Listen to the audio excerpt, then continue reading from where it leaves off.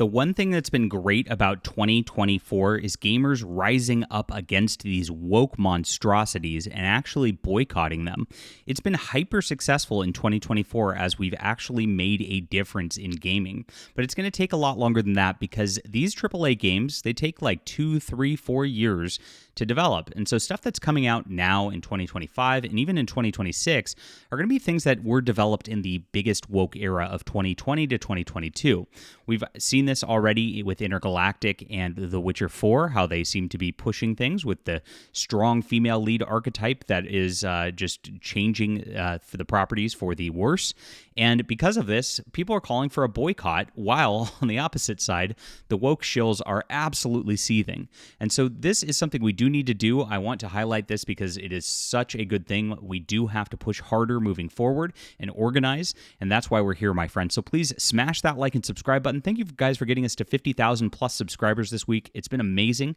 I appreciate you for being there. And I'm a science fiction author by trade. I am here. I write comics. I write books. And so I've got a fantasy novel, a science fiction novel, and a superhero graphic novel comic, all for signing up for my newsletter. I want to connect with you guys and have you on here, so please sign up for my newsletter. It's in the description below.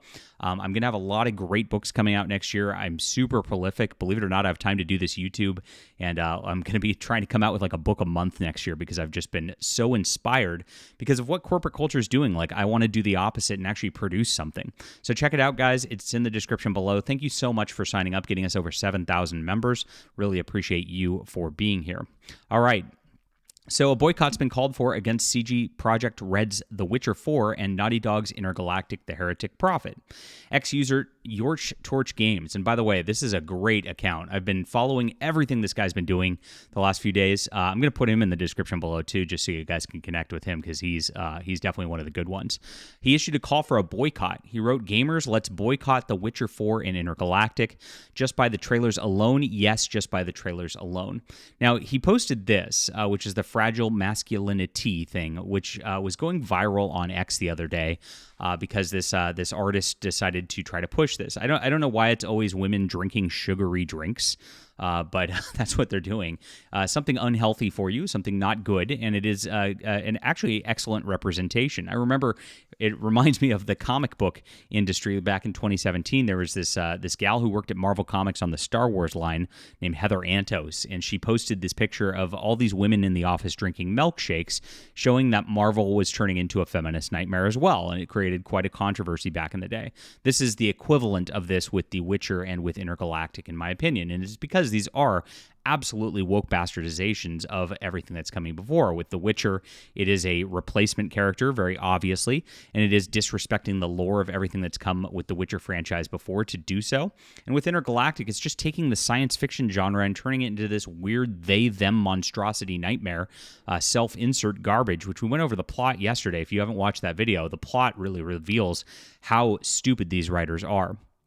Many responses appeared to take up the call. One shared meme, according to a gamer walking away from Intergalactic. Here's a great meme. "Just wait and see. It's just the trailer, Dustborn. Conquered. Wait and see. Don't listen to the chuds. Dragon Age the Veilguard. Wait and see. Beep boop." And then they're saying to wait and see on Intergalactic. And the Chad man is noticing and then walking away.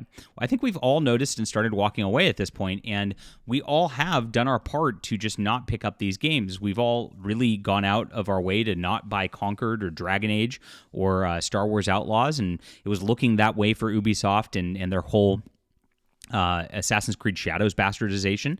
This is actually making a difference, and this sort of boycott sort of thing from consumers is making a difference. We've already seen some companies change their tune. We saw with Grum's earlier this year and his Stellar Blade petition to change the censorship on there. That got over 100,000 signatures for that, and it seems to have changed things. Like, Stellar Blade has really, of course, given gamers what they wanted. They did make the changes gamers wanted. There was another instance of a game this morning that had very, very similar. And once gamers took notice of the problems with the censorship and the like, they fixed it. They put out a patch and said it was a bug and apologized. I think when gamers do say stuff, a lot of these companies, the good companies, do notice and change. The bad companies will just not notice and go, gosh, we're losing a lot of money, and then they're going to have a lot of layoffs as they continue to push these sorts of games.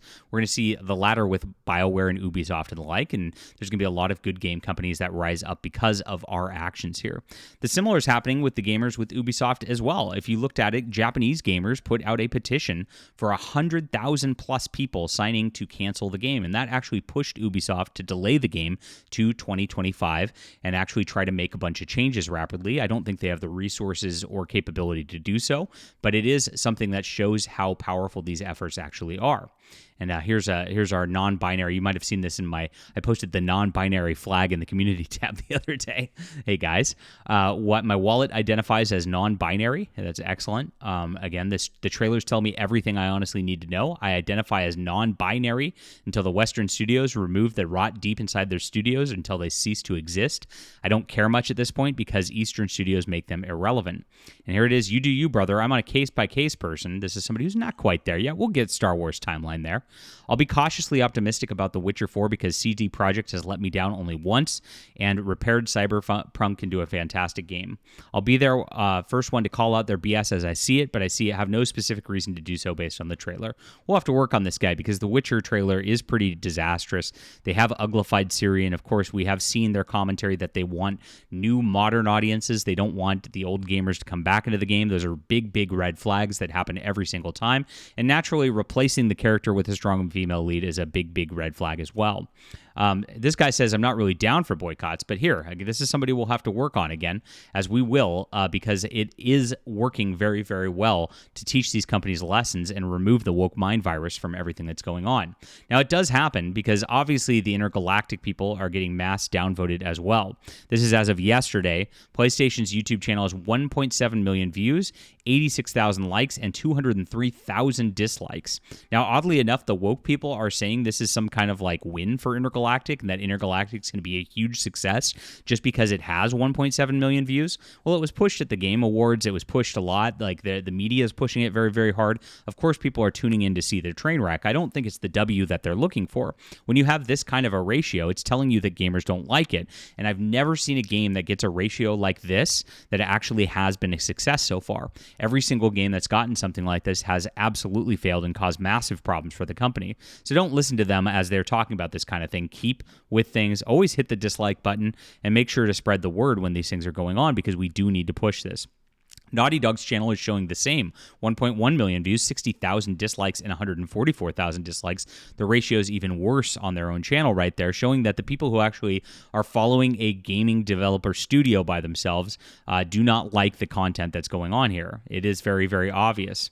Fans are writing about this, and of course they're saying that it's something interesting. Here's the Naughty Dog subreddit saying, the fans are excited. People disliking, we're never going to buy the game anyway. The game will be amazing. I don't think so, like I said in my video review yesterday, as we're looking on with things here. But it's not looking very good at all. And then he shared a comparison of Intergalactic 2's trailer with Helldivers 2 and Mafia: The Old Country.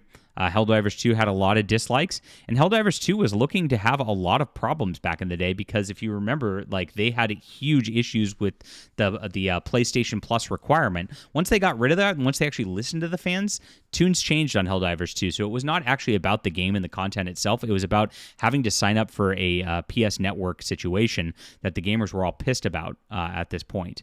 And so once they changed all that, it did change the trajectory, and that's what happens. These people have to listen to the gamers if they do want to change that kind of directory.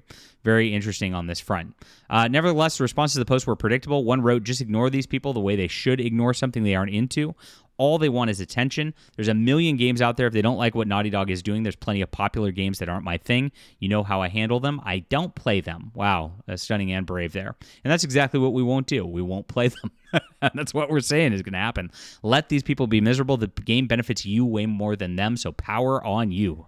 That's right. Power to the people here. And so they're seething. They're very angry right now. And if we push these boycotts and if we make sure that these games are failures because of their woke content, we are going to change the culture and they're going to get even more salty. And actually, that salt mining is going to be a lot of fun, guys. So if nothing else, that's a great reason to boycott these games. All right, leave a comment down below with what you think about this. Are you going to be boycotting The Witcher 4 in Intergalactic? Love to hear from you. Please hit the like and subscribe button. And please sign up for my science fiction newsletter, guys. If you love like good old classic science fiction stuff, I'm an author you're going to absolutely love to connect with and enjoy reading. Thank you for being there, and thank you for making my newsletter a big place too. I appreciate you being here.